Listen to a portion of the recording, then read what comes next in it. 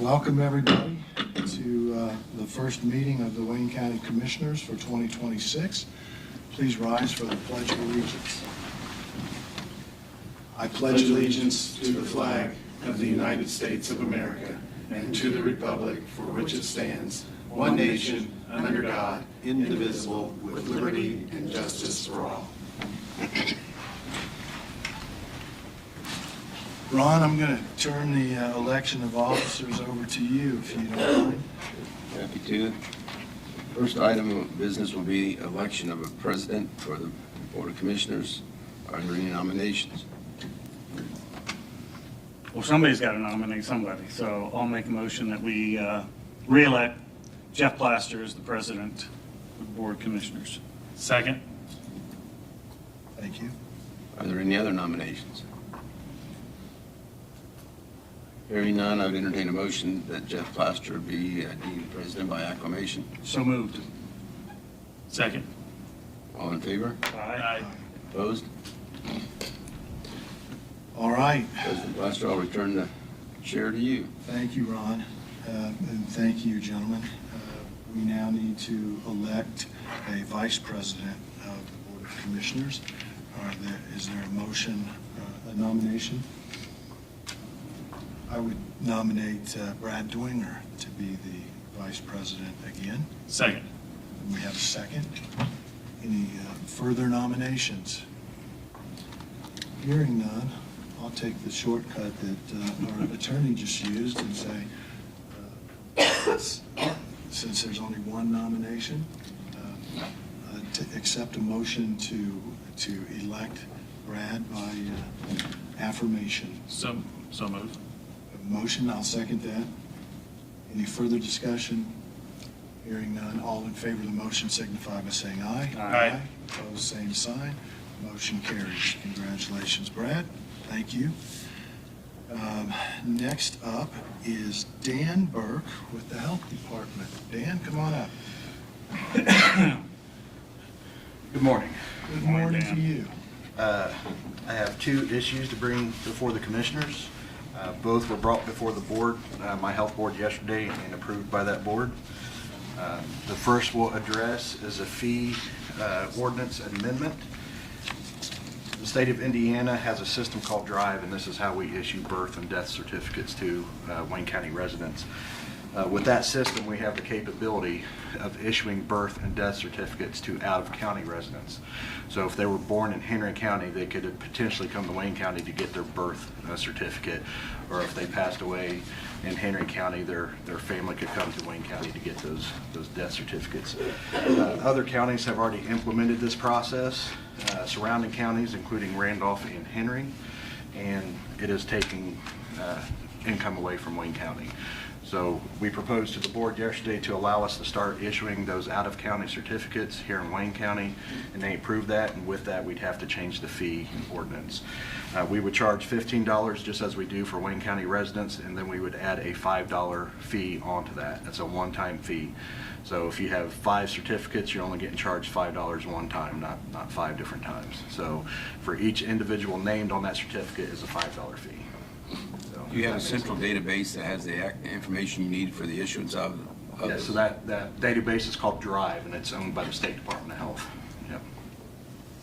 So in doing that, we changed the fee ordinance to add that, to reflect that charge and that $5 additional fee.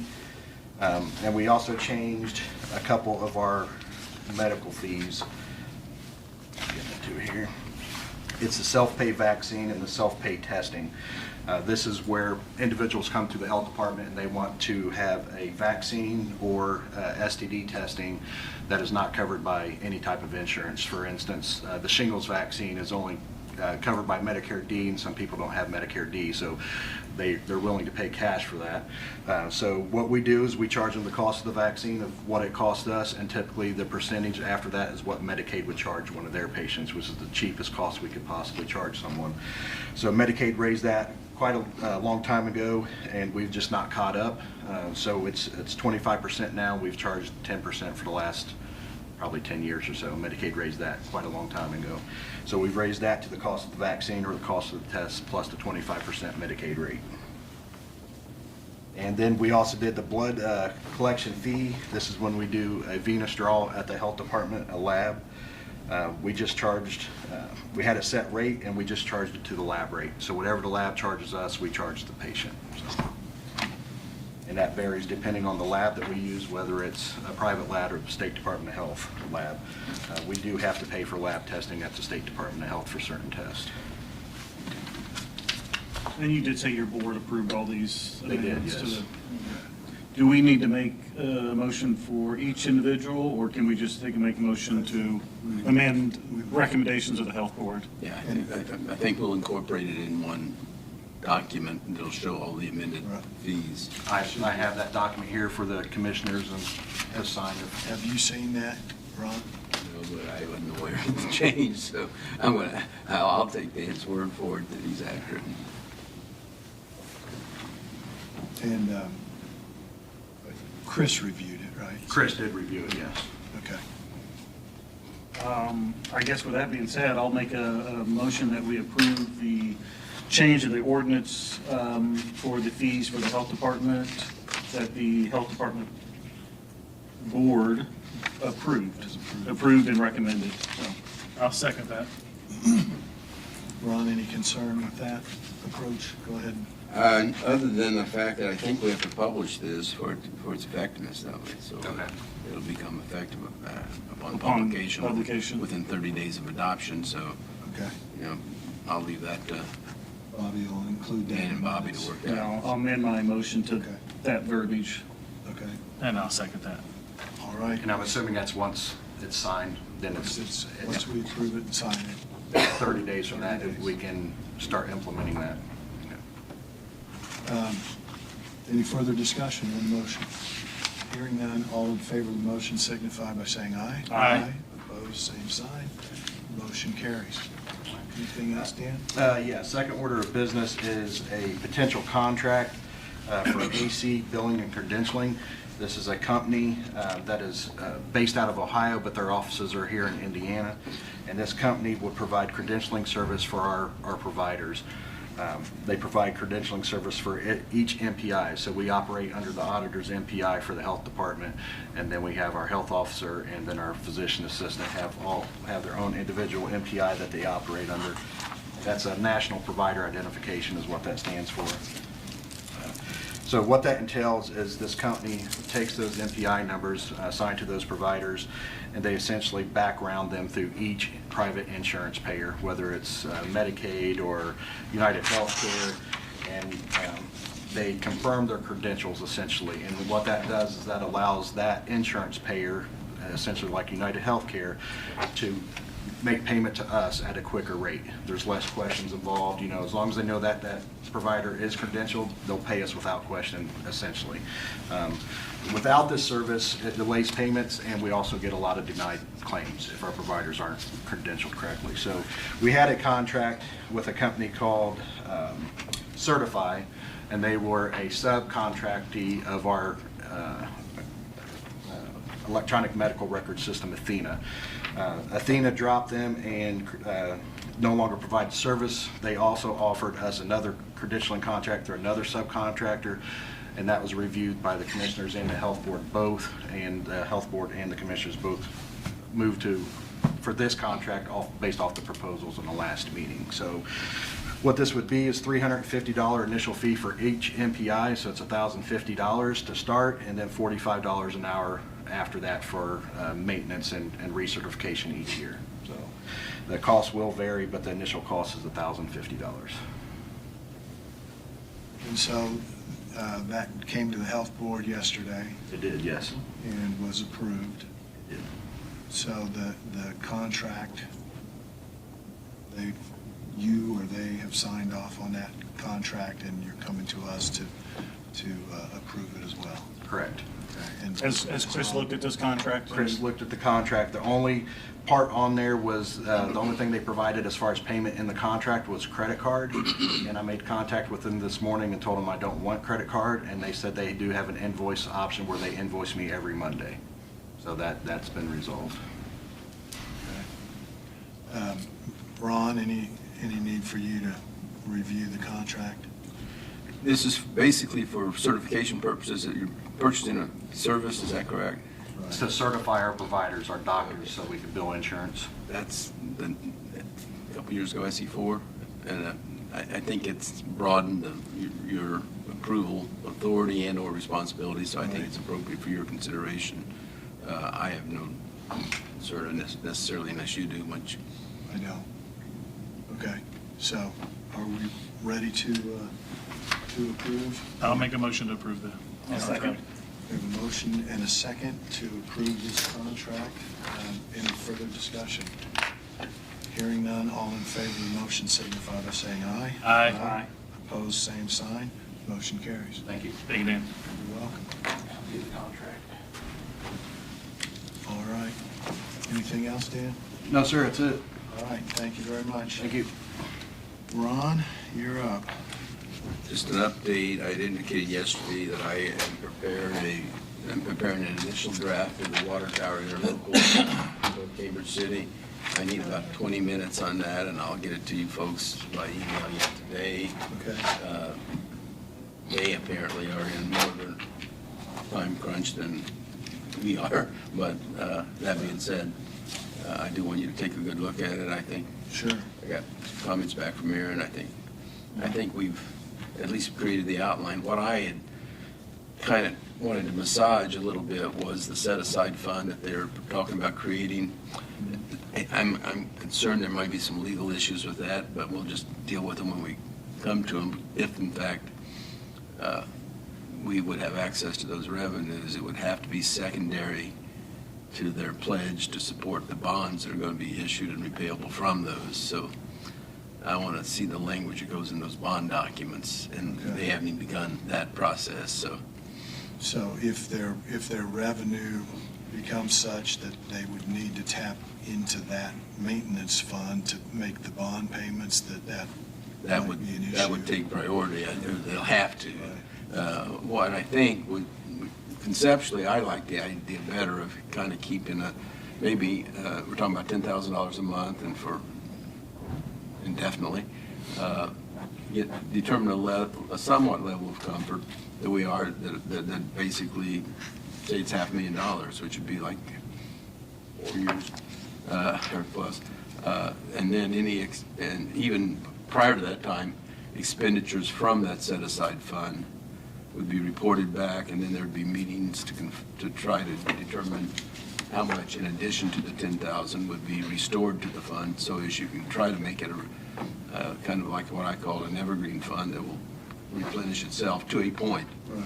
And I think that is the issue that needs to be negotiated, how Okay. much, when, and the process would be by conferral after the quarterly report of expenditures, and then to see if they took 100,000 out and there was 200,000 in, well, how quickly can you replenish it? And I don't know, a lot of it's going to be dependent upon the census data and of their ratepayers running this, and that's something that we don't right now have access to. But take a look at that. That's a little different. There'll be some blanks, but I guess we needed to get it off square one. Although Jeff and I talked, and I told him we probably wouldn't get anything done in the month of December. So let's get going. Okay, and so the issue of separation of accounting is being addressed as well in this, right? The Yes. accounting between the town system and Yes. the. I put some language in there that we would support, commissioners would, not committing to it without knowing, but conceptually would support if they needed a grant from EDC for some kind of software upgrade, to allow them to do that. I can't imagine it Or that could even come from redevelopment commission if. could come from needs to be right. Right, and the way the funding is identified is that the 1.2 million coming from essentially county and County edit and redevelopment. And redevelopment is a total, so that doesn't necessarily mean it's 600,000 from county edit and 600 from redevelopment. It can be disparate Right. based upon revenues and the actions of the redevelopment commission board, and they have been made aware of that. I think generally speaking, And the budget would allow for it. And we modified our spending plan for 2026. It was adopted in December to allow for that, so. So take a look at it, but I just kind of want to get it moving because I don't want us to be perceived as the delaying factor. Yeah, when is their because they have their deadline for They're their. in a mode now where they think they ought to be taking bids. Now, I've never seen a timeline. Well, they have that grant that they have to respond to. That's what's driving this. That is the time frame Which that's. is, yeah, $2.8 million. $2.8 million. So, yeah, we need to expedite, but council needs to approve this as well, right? The So- council can approve it after the commissioners have executed it. Okay. Did you have a question? Well, I was just, the scary part is more of a statement than a question. You know, it's almost like government at its best. You're putting the cart before the horse. We have to approve something, but we truly don't know how much it's going to cost because bids come in Hasn't been substantially higher Correct. or lower, but most likely it's going to come in higher than, And so the question then becomes, how much does Cambridge City need Well, to borrow? I was going to say that the final point of that scenario will be that would then determine the principal amount of the bond issue. Right. And that can have impacts if how can they service that debt? And are there secondary collateral sources to pledge in support of that debt? And I have reservations about that. because ultimately the driving force on this is the rate increase. How much that bond is going to determine what rate they're going to. Absolutely. And Absolutely. the higher this cost comes in, the more the rate is going to be, Correct. and that could kill the whole. And, and one of their, and it wasn't official, it was just a conceptual letter that was prepared and sent to you folks. I'll include that in that, so just in case you don't have to do a dig and find it, but Cambridge City proposing their terms, and one of them was that Sugar Creek agreed to occupy the park for 20 years plus, whatever. I don't see that as being put yourself in the position of management of Sugar Creek and the upper management. Change in 20 years. I can't see that ever becoming a viable, enforceable option. Well, and even if we put that in there, who's to say that they could occupy it but not operate out of it? Right. I mean, They have a building there and They maintain have it. the ability to shift capacity, and there's nothing we can do. Correct. And they are obviously the biggest user. And in the- I think maybe that came about because I believe they made some kind of commitment for the sewer expansion. I don't recall what it was, but. I think I recall that, but I don't remember. Yeah, I don't remember exactly what they committed to. But and I know we've had a little bit of pushback on separating the funds. I'm sorry, but I hated accounting, but at least I struggled through it. Right. And fundamental accepted accounting principles for accurate cost accounting Right. are not, they're available. And Yeah. probably, I have no idea, but I would assume there's all kinds of software vendors out there wanting just to have a chance to talk to them, so. Right. I think that for the whole process to have integrity, plus I can't imagine the bond documents not wanting to secure that. Right. Unless they're going to cross-collateralize the bonds with their town revenues, which if they don't have the ability to identify those revenues, Right. I think but bond council's going to insist on that, and then that's going to really throw a Right. fly in the ointment from council's concern and from commissioners' concerns. So. Well, it should be. Well, I guess we'll wait until we get your email and. And that has been one of our criteria from day one. Mm-hmm. Yeah. It really needs to be that way. And that's not just ours, that was the majority of council. Oh, too. absolutely, It's- absolutely. The county's Yeah. perspective. Because that could help this situation not happening down the road another 5 to 10 years, so. What else you got, Ron? I really have a lot of little stuff on my to-do list. Steve's given me, the resolution to transfer the Milton vehicle and things like that. I'll try to get to those. I've been a little out of commission the last few days. I do have a draft of our legal services agreement for 2026. No change other than dates. I am aware, and like I mentioned to some people, 10th of next month, I will begin, or the Earth will begin its 80th cycle around the sun since my birth was celebrated. So. That'll have attorneys. They can't just say it's going to be my birthday. So I think we've talked, Jeff and I have talked about transitioning this function, and I mean, you have a 60-day window. You can fire me anytime you want to in 60-day notice. And You smiled too much when you said Yeah, that. it's like he's welcoming it. You're not getting off the I hook think that there needs to easily. be that discussion, and I think it needs Well, to I'm start. glad you brought that up because I've been saying that for 3 years, Ron. I know. Jeff And I I have think been this talking about year it for 2 is the year that we have to do it. Well, I don't know what it is, but let's talk about what it is. Well, some kind of transition Transition or plan, succession plan for you. You're not going to do this forever, and you're going to live forever. Oh, you're not? Well, I'm gonna tell you, but we all have an expiration date, so. Yeah, I totally agree. I'm not sure I'm not sure that it has to impact the contract document, but I think we have to have an understanding of what the process is going to be. Yeah. And I don't, I'm Well, I willing guess to- it does impact the contract if somebody within your firm is not the succession plan, right? Because we can't pay you, because ideally, wasn't it last year we talked about, or 2 years ago with Joe, that, I think one of the pieces of information you need, which I have impressions about, pretty strong thoughts about, but I'd like to confirm, and, so that we give you a either positive or negative commitment, so that you can weigh that in, not that you're Right, bound by it. right. Sure. And I think that process needs to take place, and that's on Okay. me. But after that, then I think you need to. Start have well, I'm Well, glad to hear it. I'm glad to hear that it's on your radar, and we need to Jeff discuss and I it. have been talking about it for, Yep. pointedly in the last 6 or 7 months. So we'll work through it, and we'll get a proposal, and we'll We'll just figure tell out you what the what works option. for everybody. Yeah.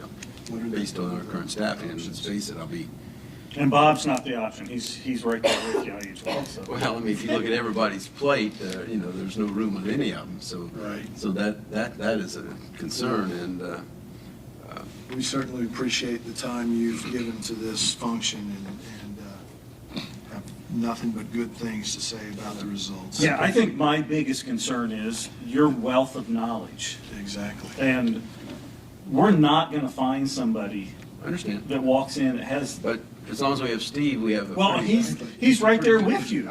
Hang on, hang on. He's got 1 foot out the door He and likes to- I think maybe we the slam the other one door in in the that grave, foot, we're not let him sure, ho- but, let him hobble along for maybe an extra year, I mean, so,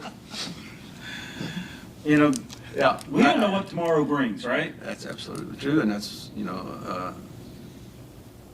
and that is a very viable issue. It doesn't offend me at all. I think it's responsible that we need to at least see what the apparent options are, and then maybe think outside the box and find other options. I don't know. Okay. Well, let's continue the conversation, I think. Absolutely. But in I'd the like to meantime, have for all the of us auditor to have a involved. legal basis to pay, the Yes, contract's we need paid to in approve the arrears, so the contract. first payment's not due in February. Oh, you still want paid then, too? It's That's at all. just Pay a me little to bit think. selfish of you, but. All right, do I have a motion to approve what is? Well, why don't we wait and review this and discuss this a little bit further? I'm not ready to make a motion at this Okay. point, since this was just brought to us. Okay. I'm fine with that. We're still gonna pay him, so it doesn't matter. I mean, contract says we have to pay him. No, the We don't contract have a expired. contract. Yeah, but don't we, even with, doesn't it automatic renew for 60 days, or? It does not, but there is a 60-day out clause, right? So, That's fine. well, let's make sure we get back to this next week. Oh, absolutely, Yes. absolutely. All right. Because the auditor has to have a legal basis to pay. To pay That you. on This the is, agenda gives for him next week. authorization to pay you. That would, yeah. Okay. All right, anything else, Ron? No, I mean, you won't be paid for it, but go ahead. Well, we have 1.8 million ditch we have to pay for, so. Sorry, Ron. That comes first. As soon as that's paid off. all right, I've just got a few little odds and ends to look up. Okay. One point, we were waiting on the Vail infill project to verify that whether you could or could not contract directly with the not-for-profit. We can. I talked Okay. to the SRI's attorneys. Good. I was looking at total wrong statute. He kind of referred me to the right one, so we Okay. can. So that'd be something you may want to bring to you next week for resolution, final Okay. action. Good. Can you put that on the agenda too?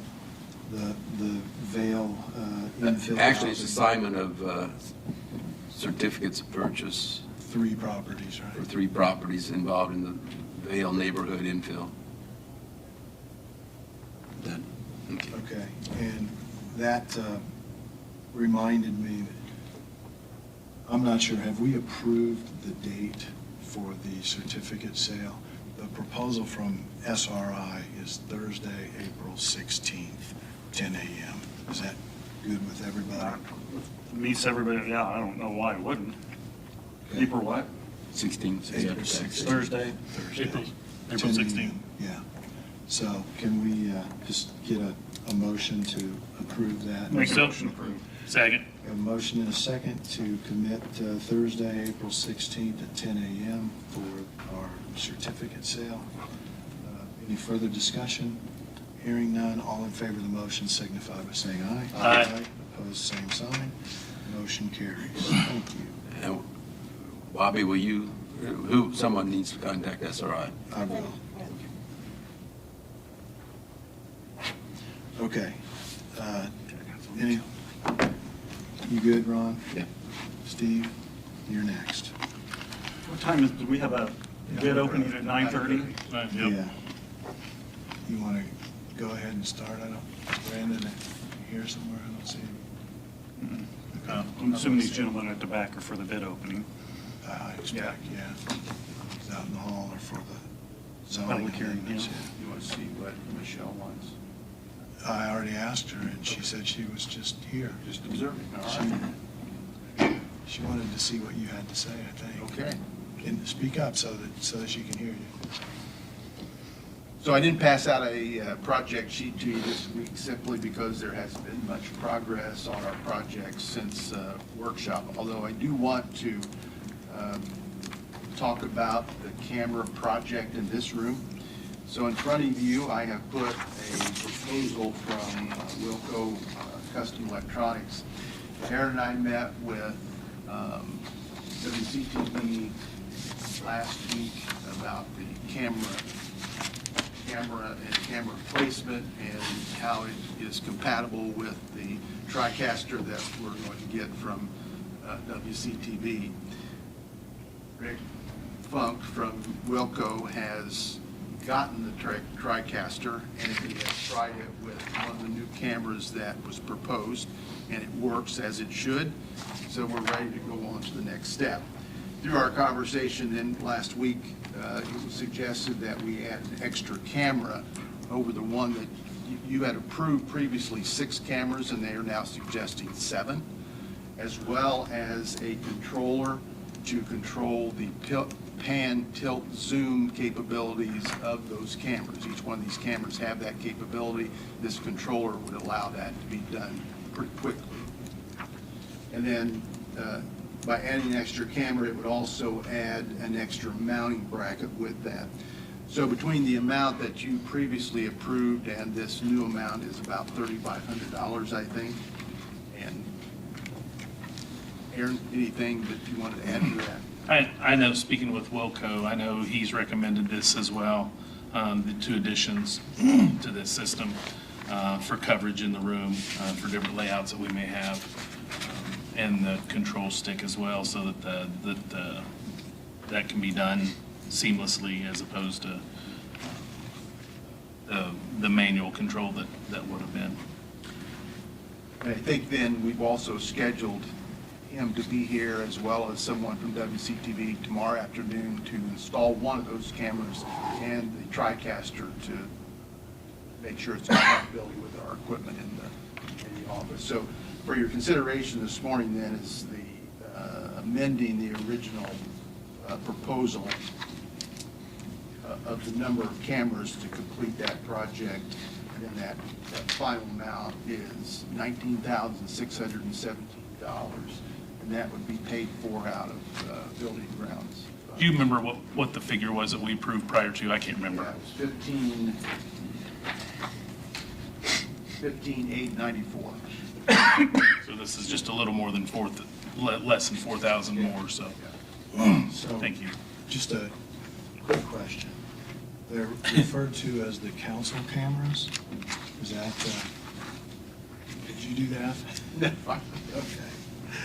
Because maybe they should pay for them. Anyway, I voted no the first time around. I think I'll be consistent and vote no this time, but. Well, I'll make a motion, we approve. Second. There's a motion and a second to approve the proposal of $19,617 from Wilco Custom Electronics. Any further discussion? Hearing none, all in favor of the motion signify by saying aye. Aye. Opposed, same sign. Aye. Motion carries. Thank you, Steve. Why don't we stop there and let's get Brandon to come up and explain what it is we're doing here today. Okay, this morning, we've got a bid opening for Gravel Pit Road. We're replacing the deck and superstructure, leaving the substructure and foundation in place. And here for the bid opening, so. Okay. 928. It is 9:28. 2 minutes. Anything else you want to tell us? What about bridge repair on G Street? Yes, so I did get an estimate from the original fabricator of $10,400 to replace that section of fence. We have reached out to a local fabricator to see, just to get another price. Haven't been successful yet on that. So the quote that we had, the fabrication would be anywhere from 5 to 7 weeks, and then probably another couple weeks to install. So You feel like it's secure until then? yes, and we'll be monitoring it, make sure if it needs a new panel or new screws, tighten down or whatever. We'll Okay. keeping a good eye on it. But Obviously unfortunate. It seemed to be helpful. yes, that's correct. So, yeah, keep us posted on that. Ron, is it okay for us to go ahead and start opening these as long as we keep opening until after 10:30? 9:30. 9:30, sorry, not 10:30. 10:30, I'd say no, 9:30, yeah.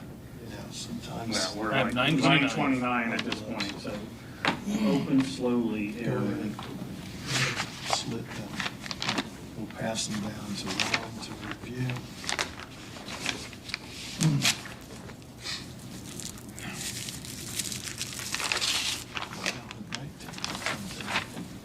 I'm trying to. Good, appreciate it. It's 9:30. Good deal.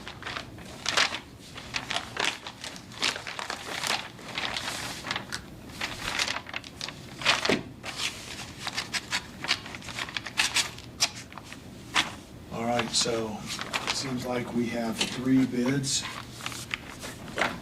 Whether or not they're complete or not, Ron will let us know. But I look only for the bid bond, which is a waivable. If it's omitted, they can submit that later, but the non-collusion affidavit is not waivable. Brumball's is complete. any of our guests feel like we should have more than 3 bids? There's 3 of you, so I suppose that makes sense. All right.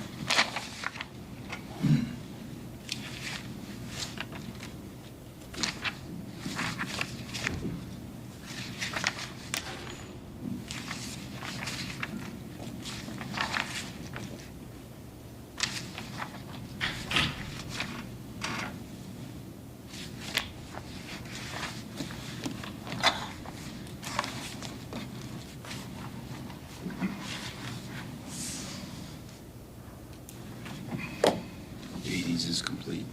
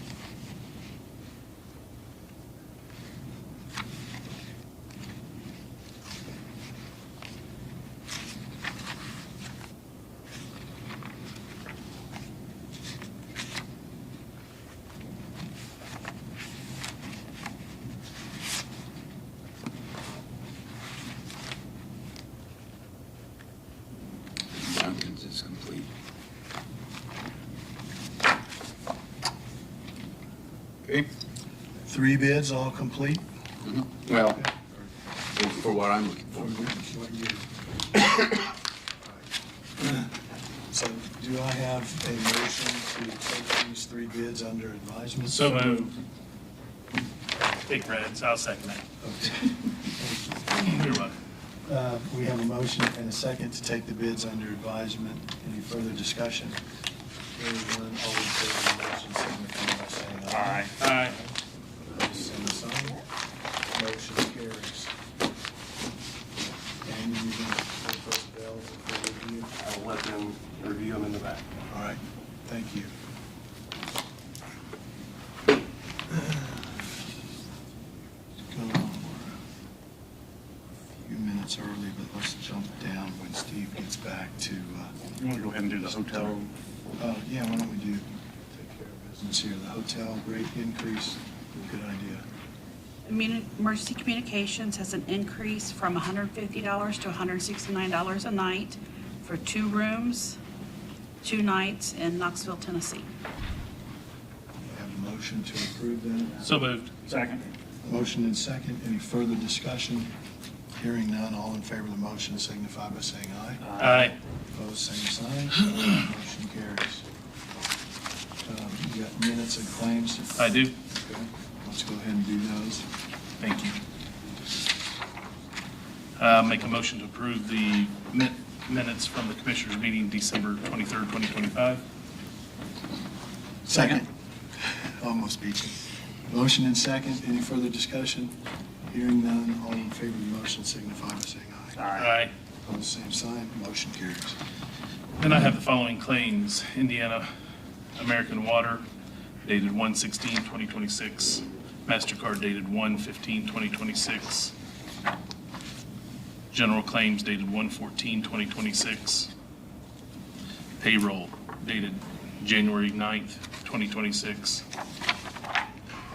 Garnishment and Dunflex dated January 9th, 2026. Federal payroll taxes perf dated January 9th, 2026. Boston Mutual dated January 2nd, 2026. State payroll taxes dated January 2nd, 2026. Centerpoint dated January 8th, 2026. General claims dated 1/7/2026.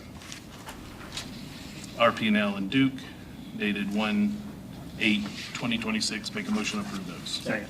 We have a motion and a second to approve the claims. Any further discussion? Hearing none, all in favor of the motion signify by saying aye. Aye. All opposed, same sign. Motion carries. Okay, Steve, I think we're close enough to the published time of the public hearing. If you want to start the conversation, we'll get into that now.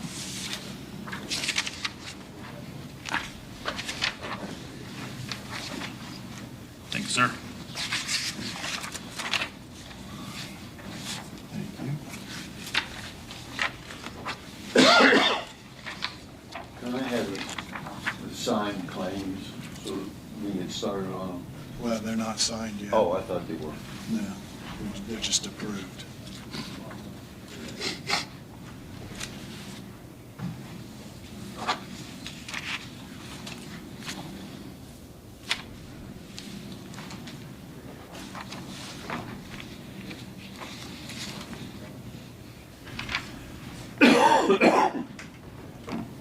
Okay, what you are here this morning to consider is a recommendation from the Advisory Plan Commission for certain amendments to our zoning ordinance.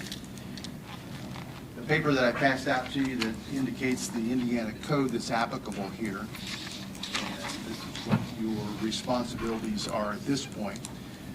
So the Plan Commission has had a number of meetings over the last, I think since April, I think, looking at a variety of zoning amendments. Some of these amendments are as a result of changes in state law. Some are as a result of what our direction is given to us in our comprehensive plan. Some of them are to simply fix some language that makes the language easier to understand when applying the code. Once you have had that recommendation, and it is a favorable recommendation coming from the Planning Commission, then the legislative body shall hold a meeting within 90 days after that certification. They certified it to you on November 25th, and so 90 days is up in February 23rd, 2026, so you're, seemed to me, unless you schedule a special meeting, your drop dead date to do something with this then would be your February 18th meeting.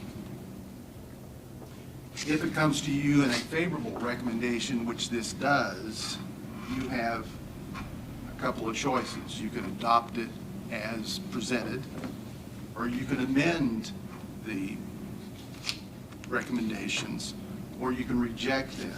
If you reject them, then they cannot be considered until the year has elapsed. So you've had a copy of the approved or of the recommended zoning amendments, and I put a copy of those in front of you today. So I want to go through these, and there are a couple things that I just want to highlight.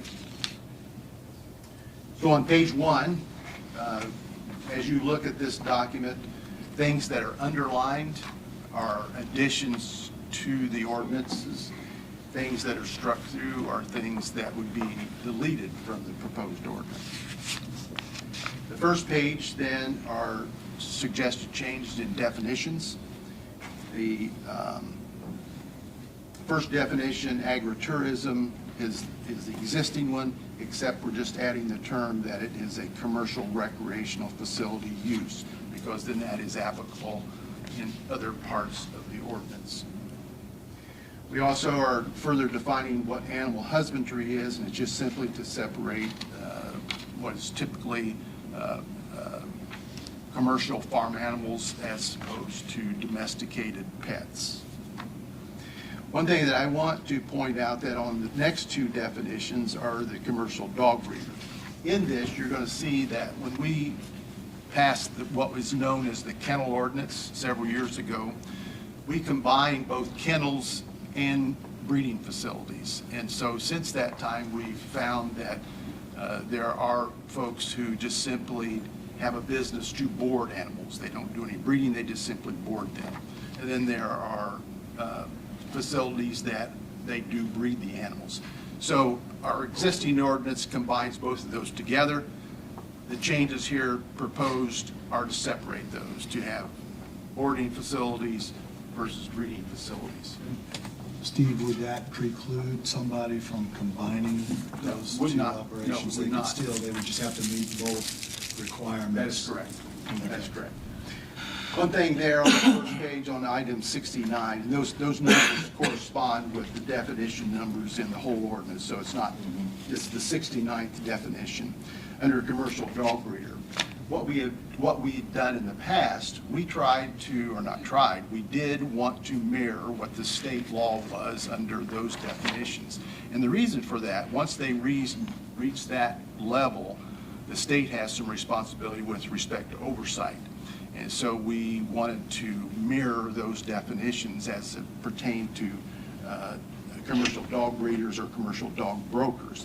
And I've also provided you, there's these documents like this, and this is what the state law is. And so you can see, so I've highlighted that where it says under commercial dog breeder, a person who maintains more than 19, and that's to comply with the state code, or that's to bring it in mirror of the state code, but no more than 40. So that was added by the Planning Commission. It doesn't make it mirror the state law, but it was added by the Planning Commission. I'm going to suggest that you amend that and take that out so that our definition continues to mirror what state law says. Which is what, do you know? It's just above 19. It falls, Yep. once it goes above 19 or more, then it falls under that definition. So, Okay, so not put a cap on it, is what you're... correct. Then you go on down, and then when you get into the definition of kennel, that's where you start to see that we're separating out the word breeding and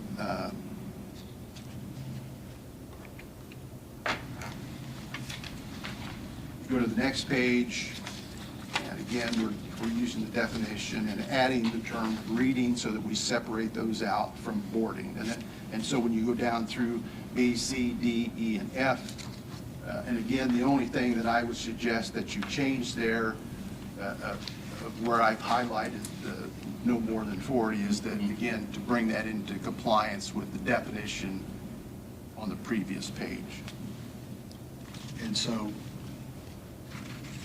this brings it in line with the state guidelines. At what point does the state take on responsibility for Yeah, so inspections? just as it is with confined feeding operations, there are certain things that local jurisdictions just can't, you can't replace what they have. So once they meet that definition of a commercial breeder or commercial broker, then they have guidelines as to what they have to provide in that facility. And they're subject to inspections. So. And our guidelines or our ordinance cannot be stricter than state guidelines, if I'm correct, if I understand correctly. Correct. And so you're saying you're recommending this change because we can't include it anyway? I think that it would be a conflict because, first of all, how are you going to monitor how many's there? I mean, without actually going on site and counting them on a regular basis, where the state does provide inspections. And it would seem to me that we should be in parallel with what they are looking at when they go. Because most of these are housed, they're not outside. So unless you had a specific inspection process, we're not going to count those animals. So. And again, our guidelines or our laws can't be more restricted than the state. So we have no authority or power to You could be more restricted, but I think in this case you wouldn't want to be, simply because it becomes confusing then at what point does the state law kick in our local laws. And I just don't think we want to usurp that responsibility. We don't have the manpower to start with to provide inspections to these facilities. We don't do any inspections now, is that correct? Same way like with our CAFO ordinance. We don't monitor the manure application or the fertilizer application. That's done by the state either. So we don't regulate that portion of the CAFO. And again, don't monitor how many animals are involved. Yeah. Okay. The next one, I'm on page 2. This is simply, again, we're adding some wording to, and again, these are things that we've come across in several different ways. I told you at the start of my remarks. We've also gone back and looked at some of the Board of Zoning Appeals petitions, and if they have been routinely approved, it made sense that we look at our ordinance and say, hey, maybe we're not in step with what the current situation is in our county, what is preferred in our county. So some of these changes are as a result of that. But under the definition of playground, we're striking the word, or we're striking playground because it has its own definition. So shouldn't we also strike playground in the heading? Yes. Park, playground, or Yeah. game court? Yeah. Okay, so it's just park or game court. Yeah. Because playground has its own definition in the ordinance. Roadside stand, that's just further defining what that is, again, based upon our experience over the years. And it's also, remember the health department rules have changed at the state level with respect to local products being produced for roadside stands.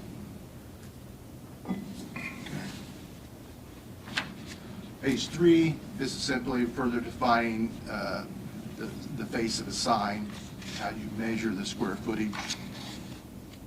We're adding the definition of a guest house or pool house.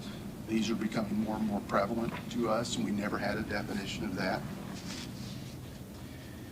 On page 3, where it says article and district boundary interpretation, this is as a result of just how we apply a situation where you have a property that has 2 zoning districts in it. We've got some properties in the county that, for whatever reason over the years, either the way the property was split or the way the property was configured, they actually have 2 zoning districts in it. The zone line goes right down through the center of it. So you had to determine which zone district criteria took precedence on that particular parcel. You didn't want to apply both of them because, you don't want to have half your property residential and the other half business. So this further explains how the zone administrator would apply that situation where you had 2 zone districts on one parcel. And basically what it says, if it's more than 50%, the more restrictive applies. And that's a very good idea, because I run into this a lot. I just did one yesterday that zoned commercial part and part was residential. So if you've got, make sure I understand you, if you've got a 10-acre parcel and it's divided down the middle, 6 acres is zoned one way and 4 acres the other way.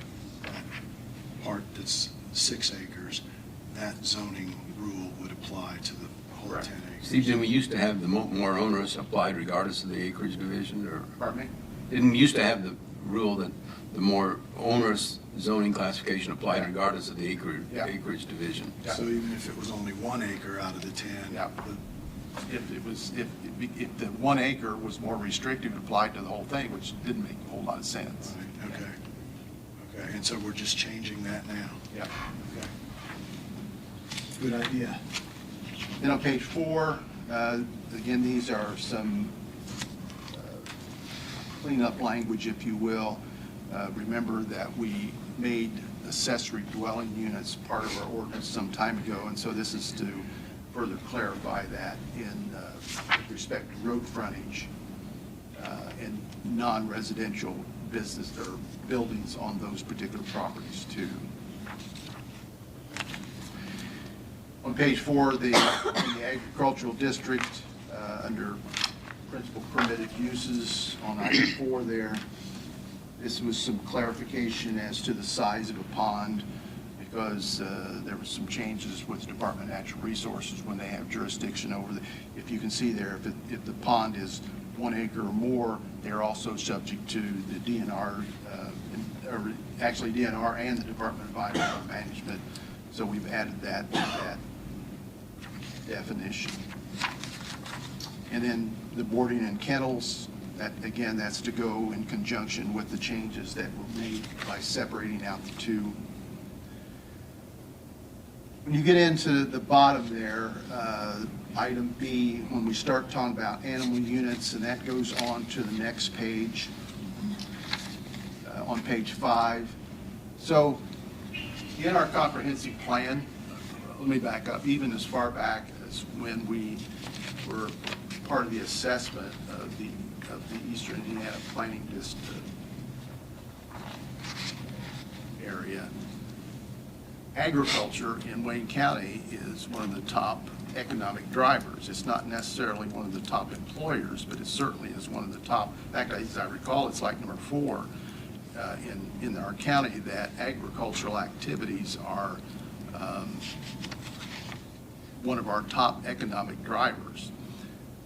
In conjunction with that, we see a change, and this is also noted in our comprehensive plan, that urban farming is more desirable today. That is, someone that has a small acreage, but they want to have chickens to make fresh eggs. They want to have a cow that they can butcher and have their own fresh meat. And our ordinance just didn't allow for that very easily without going to the Board of Zoning Appeals. So at the bottom of page 4, and the next page, we're attempting to accommodate some of these society changes, if you will, at the same time trying to provide some protection in some of those zone districts. So before, we use just simply the number of animals, regardless of what type of animal it is. Page 5 then makes an attempt to measure it by animal unit. And an animal unit, it depends on how you're measuring it, but generally it's measured on manure output for the size of animal. Obviously, one chicken is not going to have the same manure output as one cow. And that's how we currently count them. We just simply count animals. Now we're suggesting that we count animal units. And so there's, so many chickens would equal one cow. It also would be applicable, there's language in there that would take into consideration the amount of pasturage that's available. Certainly if you have a 1 acre lot and you have a house on it and you have a barn, the available pasture is limited. But if you have a 5 acre lot and you have a house on it, you may very well have 4 acres of land that you could utilize for something else. So at the bottom of page 4 and all of page 5 is an attempt to accommodate that type of land usage. We've gotten this from, we've looked at the cities, trying to be fairly consistent with what is also throughout the rest of the county, and looking at some model ordinances from other communities. And so that's what the bulk of page 5 is to do.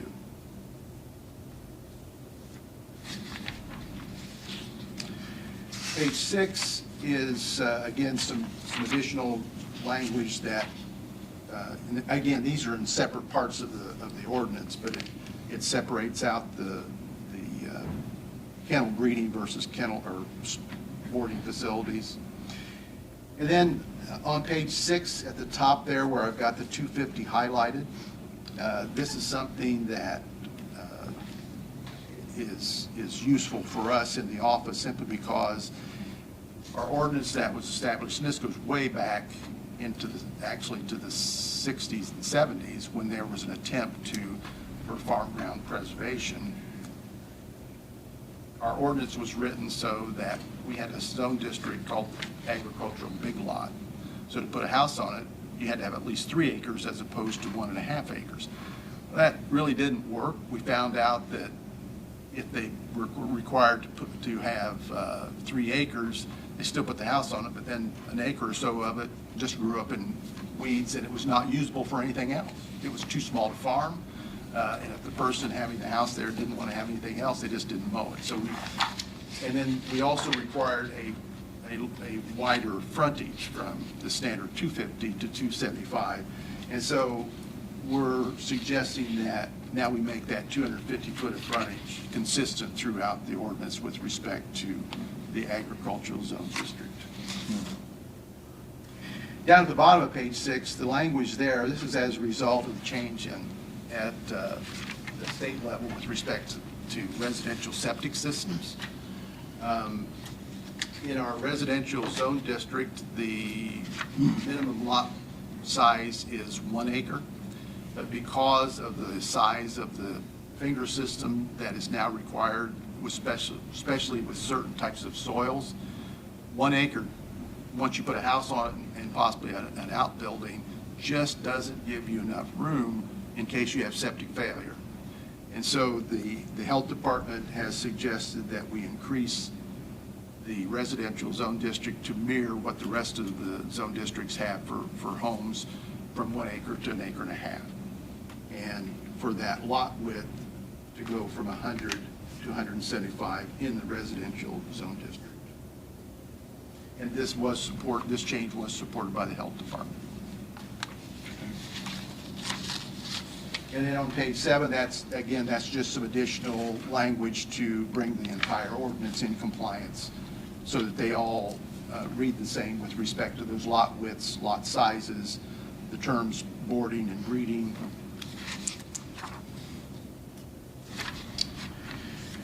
Then on page 8, again, just clarifying some definitions, adding the word salvage yard in addition to junkyard. They both have their definition, but we didn't have salvage yard in the general industrial district. In the middle of page 8, this is as a result, if right there where I had this highlighted. So what we have currently, if you remember back in the 90s, when we put in the Gateway Industrial Park, Sorry. We just elected him president. I know it. Back in the 90s, when we put in the industrial park at Gateway, we zoned that industrial. And we also zoned all the way up State Road 38 to, goes all the way to the Hagerstown 2-mile fringe on 38. So, because there was an anticipation that would all develop up through there. Well, obviously that has not happened. So it's currently still zoned industrial, and what we run into, obviously that's predominantly residential. So each time those folks need to do something, they have to get a variance because they're a non-conforming use in an industrial zone. So what we have provided here that to give some relief to those people who were existing at the time the zone changed in the 90s. Now, I will tell you that probably this year, as we look at, because in our comprehensive plan, it also calls for looking at our zone districts and ensuring that the areas are zoned as they should be. And probably that will be one area that will be recommended to put it back to agriculture, but we just don't see that area will be developed. But for the meantime, that's what that language is in there for. Steve, since you brought this up, I don't want to interrupt you, but I know we have more to cover, but 2-mile fringe. Can we address that in this ordinance? And, Ron, could we, if we said we wanted to include, get interlocal agreements with all these communities that our ordinances would apply to the 2-mile fringe, that we can force it? Because we continue to have issues where the 2-mile fringe is not enforceable. The city, whatever city it is, saying, no, that's ours, but we're not going to enforce it, or we don't enforce it, that's the county. I mean, it's just an ongoing issue that... So in short, no. The long answer is, so the law provided for, this goes back to the 70s actually, and so before Wayne County had zoning, Richmond had zoning, Cambridge had zoning, Centerville had zoning, Hagerstown did not. But when we established zoning back in the 60s, that automatically gave us jurisdiction in all the unincorporated areas. But the legislature recognized that, hey, some of these communities have already planned for annexation, or they were already providing services outside their corporate boundaries because we didn't have zoning, so communities did. So they provided for a statute that allowed the communities then to come to the county and request jurisdiction approximately 2 miles outside their corporate boundaries. So we did that. So the commissioners approved ordinances for Centerville, Hagerstown, Richmond, and Cambridge. The laws have since changed because there was an attempt, as you're suggesting, to roll that back. Well, the communities frowned upon that because they had already planned to do some expansions outside their jurisdiction. So now, if they are providing services to areas, for example, the sanitary district goes outside the city of Richmond, the RP&L goes outside the city of Richmond, you can't take those back because the city has already invested money into those. Now, to your point, Wayne County is, at one time, we were one of 22 out of 92 counties that practice advisory plan commission laws. The rest of them all do area plan commissions, where you have one plan commission for the entire county. So we're kind of stuck with this unless we can somehow convince the communities to go, because they're all advisory plan commissions in the county. So unless you can convince them to go to area plan commissions, it's just not going to happen. Now, I agree with you. It is a problem because there are places where the zoning laws are not consistent with us. I have been fairly successful. Hagerstown and Cambridge have adopted our zoning code for their 2 mile fringe, so there's no differences between the two. Richmond is different. Centerville is different. Well, we keep getting calls. I know from them saying, well, we're not going to do anything. And or I that's think, too much. and I think some of that has to do with simply their turnover. For example, Richmond has had, what, 6 plan directors? And we've had 2, you know? And so our application of things is more consistent, and some of these new folks they don't know the history of zoning law. So I'm not suggesting to you it's not a problem, but I think our position to take it is limited. Well, you answered my question, and we can't address it in this, so Can't address it here, yeah. it's going to be an ongoing problem. And just to clarify a little bit more on this, because if we were successful and change to an area plan commission, that would be the county's responsibility to take on Correct, the it would area. become a county agency. And could it, for example, include one town or the Yes. city and the unincorporated areas Yes. and still leave advisory plan commissions in those that Yes. chose not to cooperate? Yes. Okay, so there are some Not all or options. none, in other words. Right. Steve, what about unsafe building jurisdiction? How does that work? So the unsafe building falls under another law, which then it does not go into the 2-mile fringe. Our unsafe building law, it covers the entire unincorporated area. 2-mile fringe doesn't have anything to do with it. So it is enforceable, isn't it? It is enforceable. The unsafe building law is enforceable in the 2-mile fringe. Right. Yeah. And we do that. Now, the kicker comes, we don't have a weed law, for example, where the city does, but it's a city ordinance, it's not a zoning ordinance, so the weed ordinance does not apply to the 2-mile fringe. And we run into that Yeah. all the Yeah, time. so, yeah.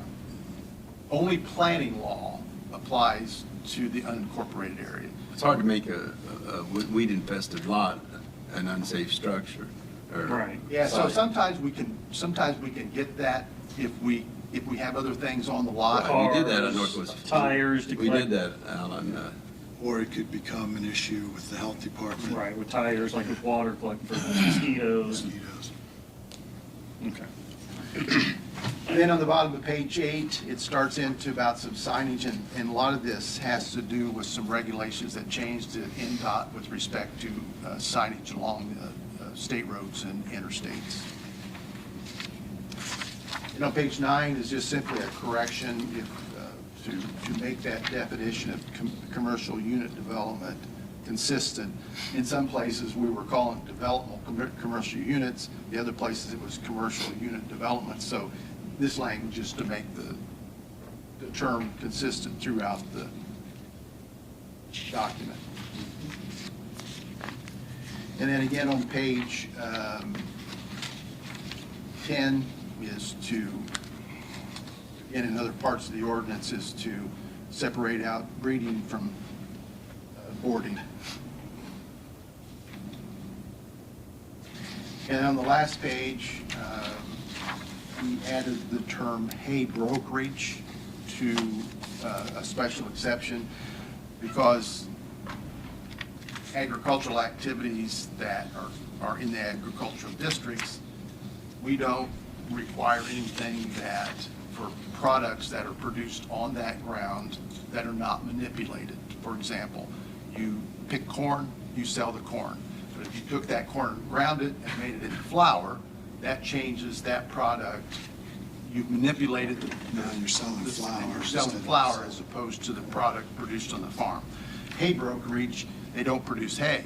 They buy it. They may be a pass-through. They may be a storage area that they store large amounts of hay that they bought someplace else, and they're shipping it out. So we've created that difference between producing hay on your farm and being a hay broker. So throughout this document, the only thing that I would suggest that you amend, should you to adopt this, is that change in the definition of commercial dog breeder and as it applies throughout the rest of the definitions.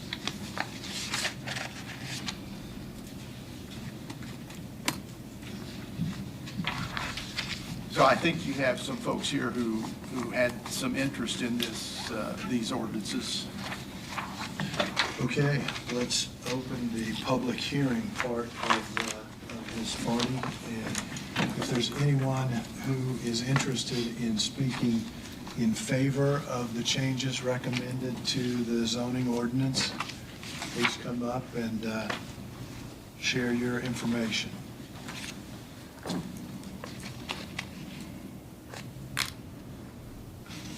Well, that probably means that there are people who are interested in speaking in opposition to the changes. So let's go ahead and give you some time to come up and share any comments that you might have. Gentlemen? And if you could give us your name and address, I'd appreciate it. Morning. Good morning. Steven Stolzis from Lynn, Indiana. You need the full address? Yeah, it wouldn't hurt. 5301 East 900 South, Lynn, Indiana. Okay. So, appreciate Steve's comment, and basically we're in favor with how he opposed to putting a cap on the commercial dog breeders. Okay. In favor of how he suggested it, and just thought I'd point out that the commercial breeder were already regulated by 3 different entities. Number 1 would be the state Board of Animal Health. Number 2 is USDA, and number 3 is Canine Care, which is a new certification coming out of Purdue University. We're also regulated, so Okay. just thought I'd point that out. Great. Would appreciate it if we could just keep that the way it was prior, instead of putting a cap on it. And sir, I have a question for you. You said your address is Lynn. Does your property border Wayne County, or part of your property on Wayne Does County? not. Okay. Because this only affects Wayne County, Yeah, so. yeah, that's right. Okay, and so you're suggesting that you support taking the cap off? The 40 animals and go with state Not regulations. putting that cap on, yes. Okay, which is what Which is, yeah. the commission is proposing. All right. That's all I had. Okay, thank you very much. Thank you, sir. Anyone else want to speak?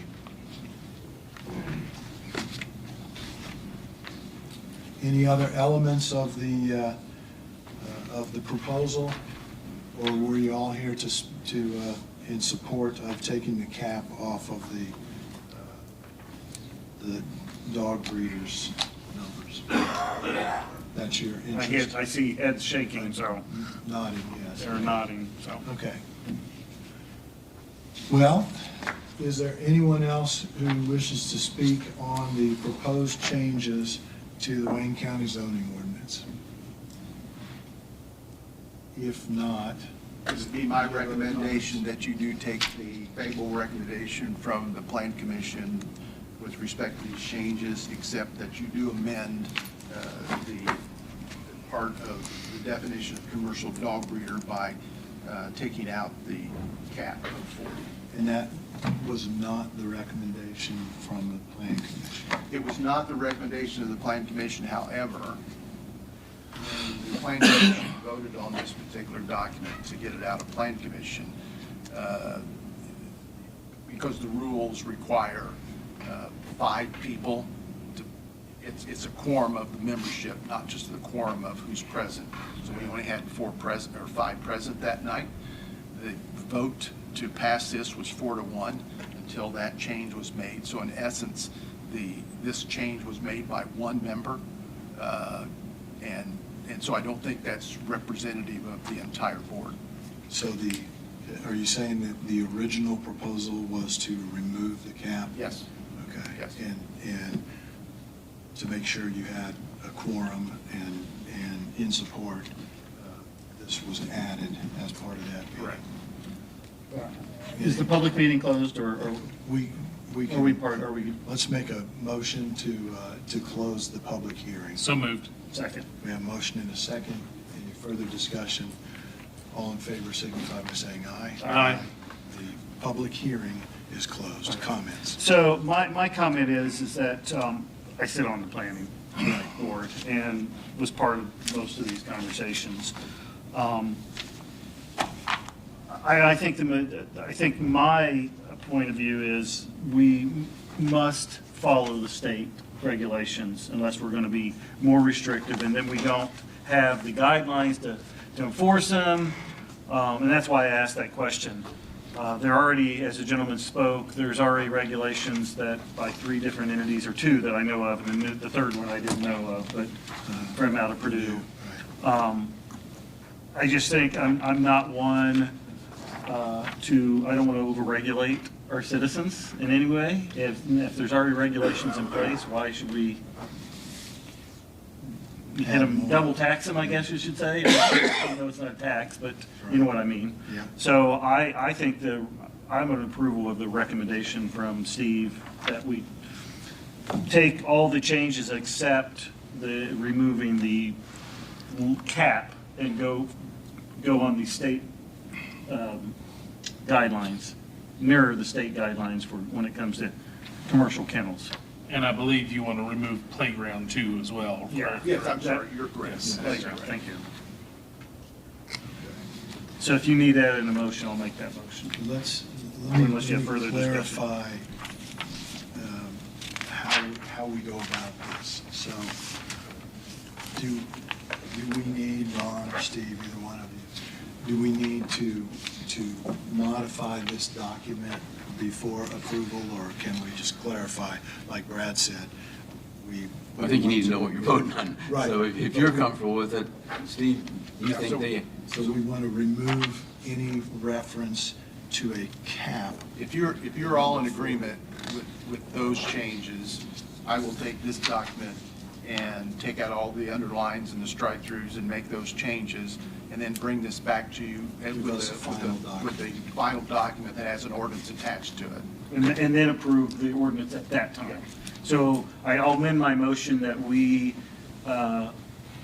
amend, based on the recommendation from Steve, change these to the ordinance, and then have him bring it back for us for a final approval, if we need a motion to do that. I mean, I don't know if we I guess do. I'm thinking sometimes we approve something subject to Ron's, I don't think I need to Ron's approve comment. that. No, I'm I saying- think you've closed the public hearing on it. I think, I'll create a, I was just thinking, the motion could be can we to- approve, can Or we do we need to approve approve this subject to, Steve Submitting the- amending the final in document? final approval of the document itself, that'll come back in completed form, not recommended form as is now.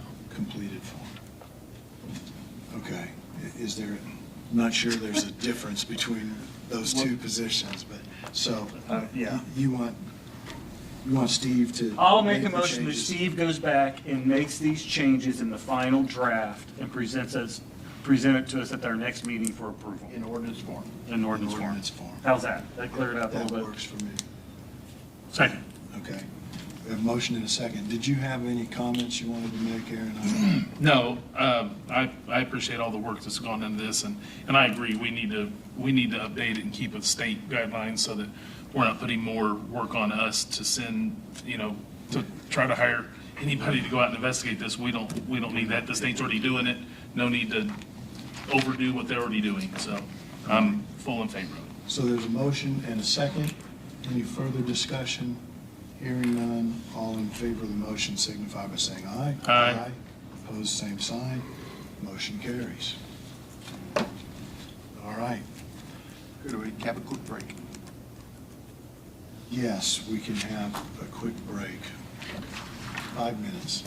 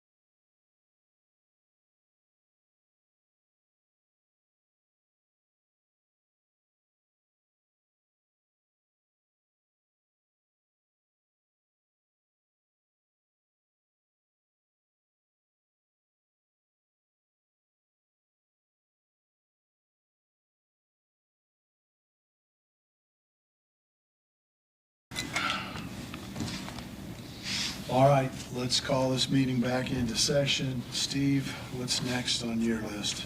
Okay, at workshop last month, we had discussed the recycling fund. Correct. Remember that we did not have anything appropriated for 2026 out of that recycling fund. Currently, there's $191,466 in the fund. Single member hearings. We still have some ongoing expense. For example, we have some recycling bins at Centerville High School and Hagerstown High School and at the transfer station. We have talked about paying for the tires that the highway department picks up that they can take to the sanitary district that are outside the sanitary district. And then I think with our interlocal agreement with I don't know how that, with Soil and Water, whoever, that there's some money that would go to the. Well, and that's a question we probably need to bring Ron into, because we did continue to make those payments in 2025, but They were the 26 salary ordinance. with the 2026 salary ordinance, I'm not clear on whether we can continue to support payments of the salary in the Soil and Water office from, well, it's not WUR anymore, it's the recycling fund. But it's, the source of that money was Was the WUR's WUR tipping resident. fee, right. And there are limitations on what the expenditures, once UWR was dissolved and has been dissolved, can be made for, that I think follow the money, don't necessarily follow the fact that, aren't changed by the fact that WR is dissolved. Okay. Because it was part of the dissolution statute. So I've got that as a Okay. to look. If you can look at that, I think clearly anything that's a recycling expense, paying for the collection at the recycling dumpsters that we're currently authorized we can do. The idea is to move to a direct interlocal agreement between the county. Direct contract for services or interlocal agreement. Correct, with Richmond Sanitary, and they would then take on those contracts and so on, but we would pay for them out of the recycling Fund. fund. But if that fund is open to augmentation by other revenues, I think I need to get comfortable that we don't need to have two, we don't need to remain, and do or do we not need to keep intact the identification of the monies that were directly traceable to WR? I think we need to, particularly Because I think if the we issue, choose at some point to reinstate a tipping fee, to continue that relationship with Richmond Sanitary District. and I think that there are some limitations, and I don't want to trust my memory, but whether we can do it within the county that reinstates the tipping fee, I think is clear in the statute. Whether we don't reinstate the tipping fee, but spend down those monies to the exclusion of any expenditures in Union County, which even though they didn't, quote, contribute, they were part of the service area of WUR, that's the question I have. Okay, so you'll look into that and get back with us on that. And in the meantime, there are bills that need to be paid, and I think all of those qualify, with the possible exception of, do we pay for the salary out of the recycling funds in 2026? Okay. So we'll. The salaries of the hold other off on that. position and a half that we're talking about. It's just one full-time position now. There is no half-time position. Educator or what's? It's the educator, yeah. And so one of the thoughts was, going forward, that Richmond Sanitary could choose to take on a greater share of that interlocal agreement, and then we would contractually take care of it by providing money to Richmond Sanitary, and it would include some aspect of recycling that position would coordinate for Richmond Sanitary District. So we're still working on the details, but we do need to pay those bills that are current. Correct. So, And so the money needs to be appropriated. Correct. And you talked to council about doing that? right, so, and Brad refreshed my memory, but I think council at least had, I don't think it was a real strong concern about appropriating the entire amount. They suggested 50,000, as I remember. I believe that's, Whatever, But I don't care, it just means they'll have to appropriate money more frequently. Right. You know, until we actually have an interlocal agreement with Bridge and Sanitary, it probably won't be more. okay. Well, it won't, if I figured up the bills that we would have monthly, and then anticipating, tires, it was around 35,000. So So 50,000 Go would 50. be sufficient so for, you okay with making that recommendation to council at workshop, 50,000? and, Yep. and we'll come back to them when we need more And I'll money. just put it all in contractual, contractual line item. Okay? Yeah. What else have you got? I have a request from the help shelter. They, recall last year, they had a vaccination clinic out at the fairgrounds. Yeah.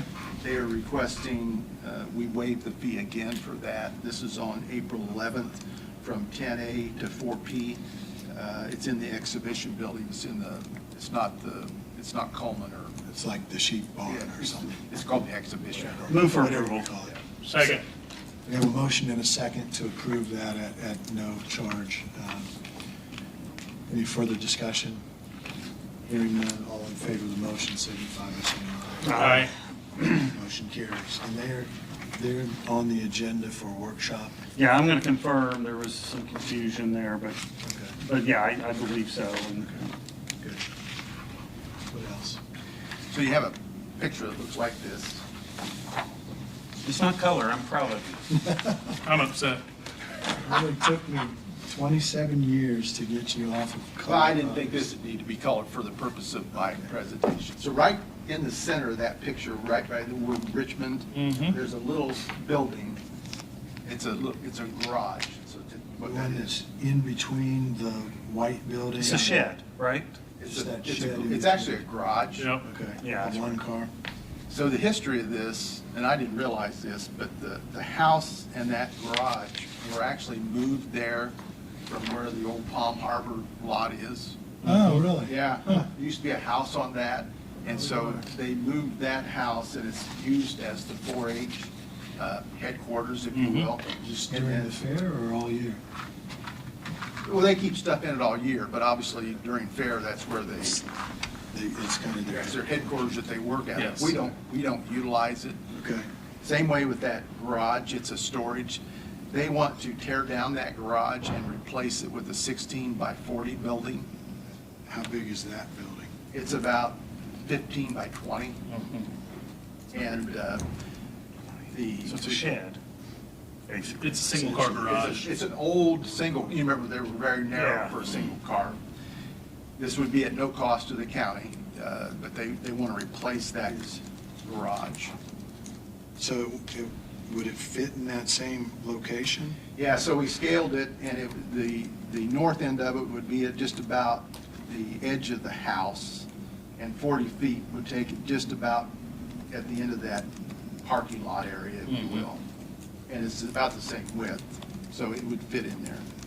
Okay, where's the entryway to that barn with the white roof? It's on the north side. Okay, so it wouldn't Yeah. block access or anything? Would we have, it's probably not cost prohibitive to do this, but would we have any use for that garage? It's so small, It's too small, it's old, and, and the cost of moving is just not, yeah, yeah, okay. It didn't look good 10 years ago. exactly, yeah. I'm fine with it, I mean, Yeah. do you need a motion approval to that, or? It's your Yes. building, so. As the department head for the fairgrounds. I'd for lack of recommend a better approval term, of I that, think we should. certainly. Yeah. Okay. Because we always have an understanding, and I've made this very clear, that even though it's used by them, it's put better by them, it's our building. Exactly, Right. we own it. Okay. I'll make a motion that we approve demolition of the existing one-car garage and have them build their garage or whatever you want, a storage building at their cost. And that'll require a building permit. It's big enough. And I've covered that with them as well. Okay, okay. I'll second that. We have a motion and a second. Any further discussion? If not, all in favor of the motion signify by saying aye. Aye. Opposed, same sign. Motion carries. So the next item then for you to consider is if you want an additional notary in this building. So in years past, we've always had a number of notaries. I think at one time we had one in the recorder's office, we had one in planning and zoning, we had one in the commissioner's office, and one in the auditor's office. And just through retirement, obviously when Beth got elected treasurer, she had to give up her notary. So we currently have just one notary in this building, and there's one notary left in the courthouse. What we had done, I think, or at least when the one was in planning and zoning, because there's some planning and zoning documents from time to time that need a notary, the county paid for the fee in the bond, but they were limited to their notary services for county business. They couldn't use the notary outside. You couldn't charge for. Correct, they couldn't charge for it. So, what's your thoughts? Obviously, if the notary is gone from the auditor's office on a particular day, there is none, and it's certainly a convenience for the customer to have a notary in the various departments, but. Yeah, I mean, part of the challenge is who should it be? Are we asking people if they want to volunteer, or should we, make that part of somebody's job description? Position's job description. I don't know that we should make it part of somebody's job description, because the thing is, if they wanted to be a notary on their own to do it for money, but if we pay for it though, you're saying no, right? If we pay for it and we have them be notary for us, then they can't go out and make money on their own. So that's why I'm saying I don't know that you'd want to make it a mandatory in case they wanted to do that on their own, but because it's limited, if we pay for it, it's limited on what they can only use it for county business Well, but and do it if for free. we made it a part of someone's job description and job duties, we would have to pay for it. I So understand it would that. be a moot point. But I think we need to ask for volunteers first who might be willing to let them know what those stipulations are. 'Cause some folks might not want that.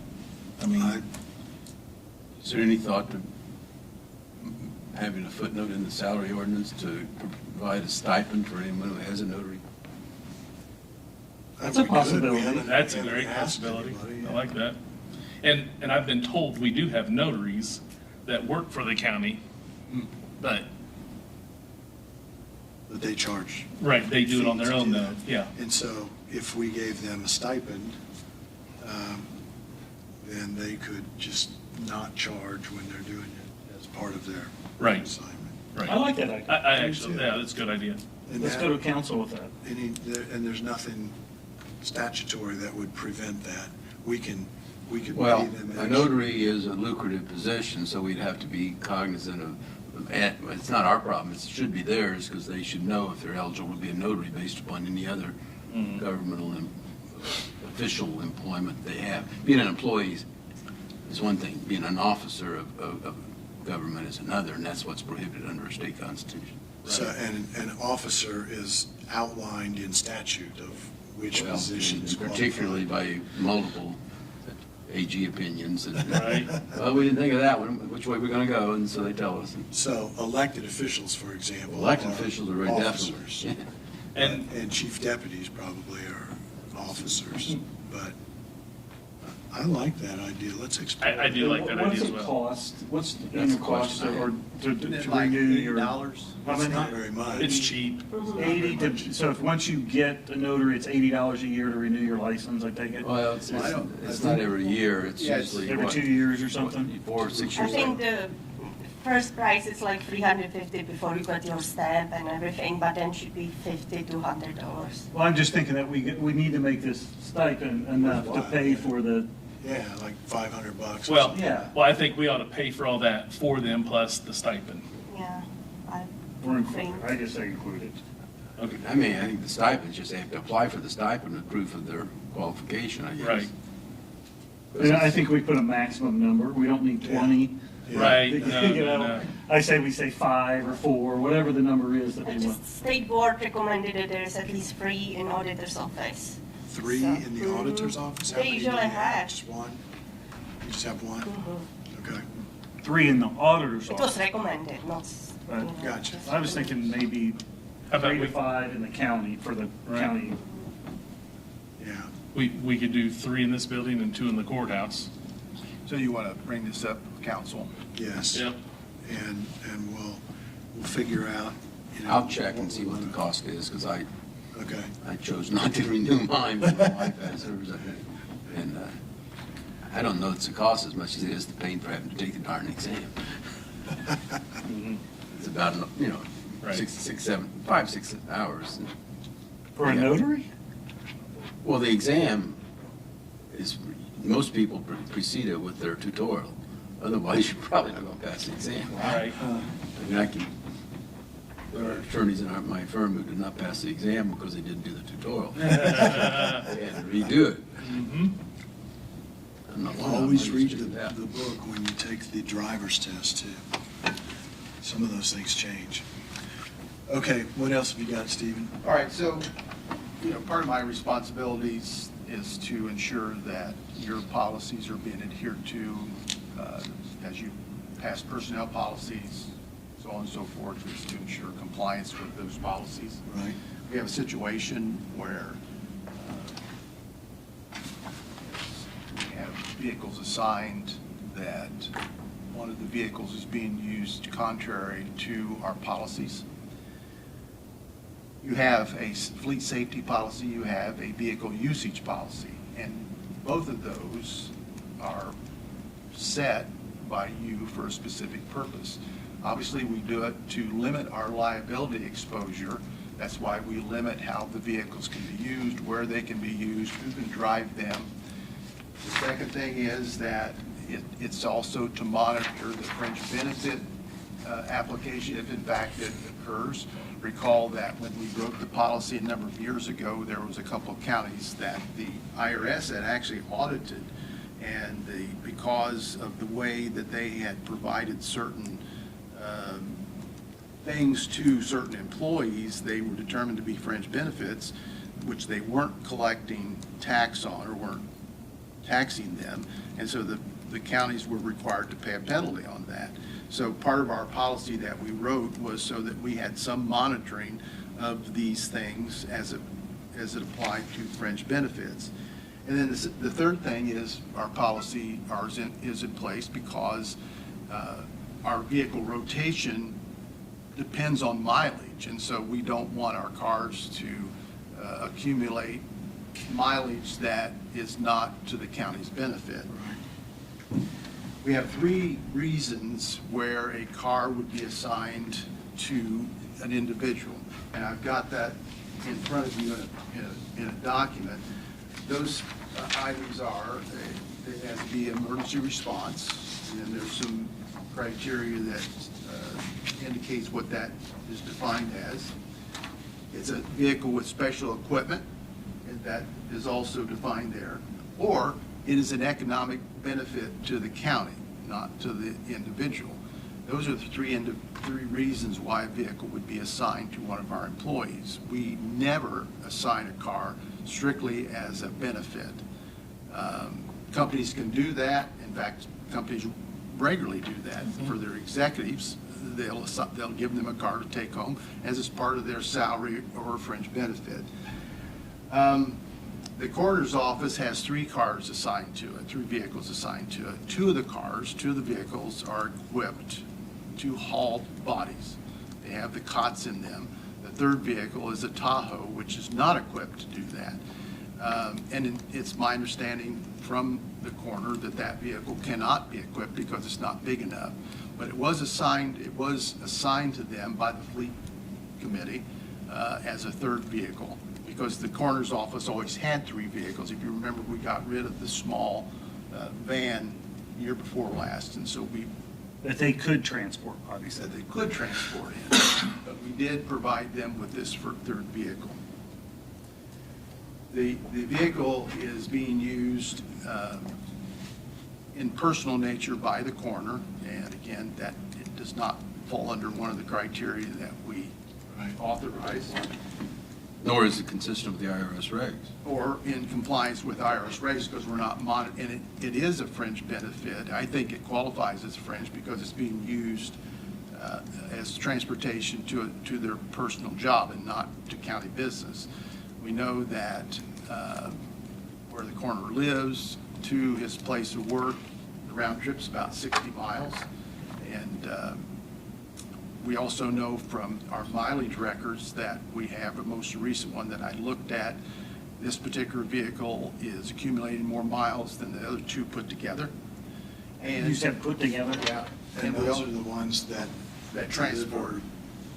to, if we have to have Go to an Dayton. autopsy done or those kind of things, so they. That may be, that sometimes involves transfers to Dayton, doesn't it? Yeah, that's all bodies That's the go site. there. All autopsies go there. Normal. And we also know, obviously, last month, they had to request a transfer in their fuel line item because they ran out of money. And in my recollection, that's never occurred in the coroner's office. Jeff and I have talked to the coroner about the usage of this. We explained to him just what I've laid out here. He indicated to us that he would not do it again. But then he did. He indicated to us when he did it that time after our discussion that his personal car wouldn't start and he needed a way to work, and so he drove it to work. And that, let me clarify, when you say work, not as the Not county, coroner. yeah. His personal job. His personal job, other outside of his county employment. Right. And then, when I talked to him about that, he again told me, I will never do that again. And it wasn't 2 or 3 days later that he did it again, and again. So I have no control over an elected official. He's not an employee, but we do have control over the vehicles. I don't think we've ever been in this position before where we've had a department head or an elected official particularly, I hate to use the word defy our policy, but I'm not sure what word I would use, but certainly I think this car is being used in violation of our policies. I think it puts us in a position of liability exposure by driving it out of county to a personal job. And I also think that it puts us in a position where this, if in fact you approve this, should be a fringe benefit where it's being taxed. Thoughts? Well, it's just, it's concerning because I know that Steve and Jeff have spoken to him several times. And each time he has told us, I will not do it, and continues to defy. Well, and the fact that we marked all county vehicles this year, last year in 2025, for a number of reasons, this one being included, that we know where our vehicles are. And it may have gone unnoticed with an unmarked white SUV, but a white SUV with a Wayne County Coroner logo on the side, it's pretty obvious. Well, and my point is that I think that we have went above and beyond trying to have a discussion and be open with him and say, listen, this doesn't meet our policy, it's violation of IRS codes, and it's questionable where it's misuse of taxpayers' money. So, and it continues to do it. I think, again, it's not on us doing this to him, it's him doing it to himself, and we are forced to make a decision. That's my thoughts on it. And the liability part of it really bothers me. What if he's driving the vehicle for personal use, going to another job outside the county in an accident? What is our liability insurance going to say? I mean, it's blatantly violation of our policy. And if you remember when we had our renewal for our liability, remember that was part of the discussion, was how the carts were being used. Absolutely. Outside the duties. And in fact, remember the sheriff department indicated they were going to roll back being able to take a job outside the county. Yeah, because they said they did not recommend allowing even the sheriff's department to drive their vehicles to a second job. Correct. That's right. So is there a But recommendation? I will say and add on, and I know it's already been stated, but, the fact that he's been talked to, explained the policies, and he stated himself he would stop doing it and hasn't, and along with the burden that it's put on the taxpayers, even though, some may look at it as just fuel, but that fuel is expensive, and that's taxpayer dollars that's going to somebody's personal use, not going toward county business, and I think that's misappropriation of use of county funds. And for those reasons, I would agree that I think we need to remove the vehicle from the coroner's fleet. Is that a motion? I'll make that motion. Before you vote on it, clarification. The fleet committee is just advisory and this doesn't need, it doesn't need to first go to the fleet committee and come back to the No. commissioner. Now, because I think this is a violation of our Policy. Policy. Okay. I just want to clarify that for the record. Yeah. There's a motion, is there a second? Second. We have a motion and a second. Any further discussion?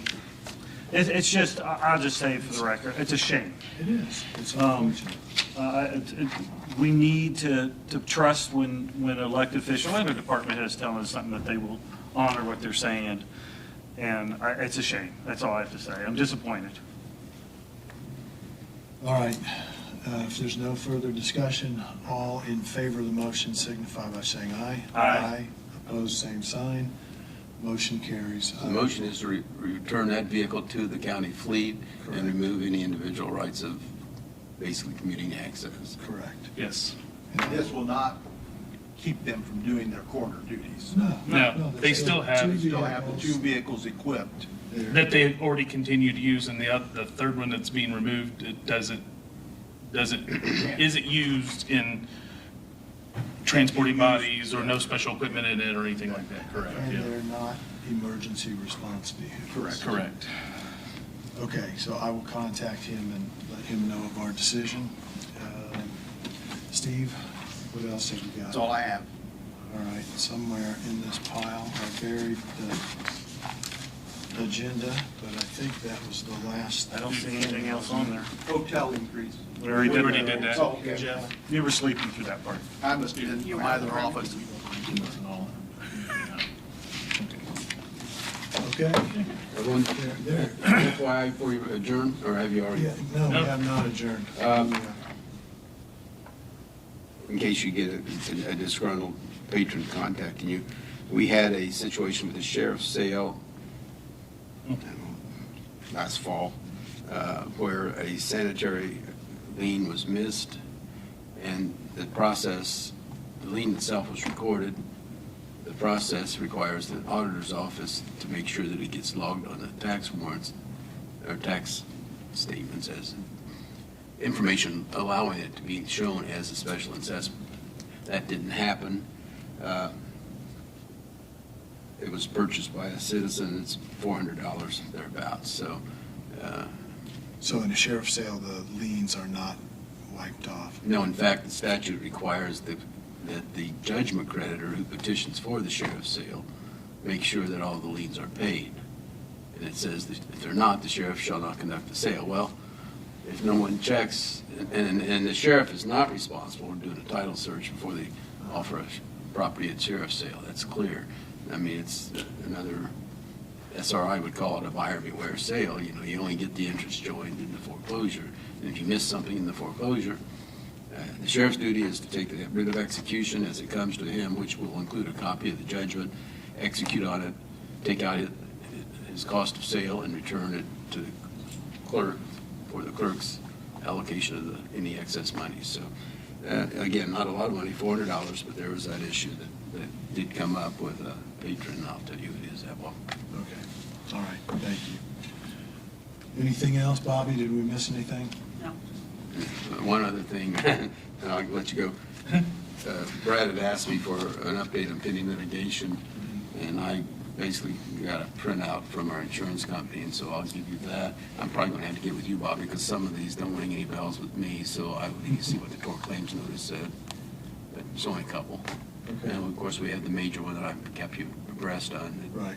is in the process of Okay. litigation. All right, Thank Brad, here, anything else? No, sir. If not, we are adjourned.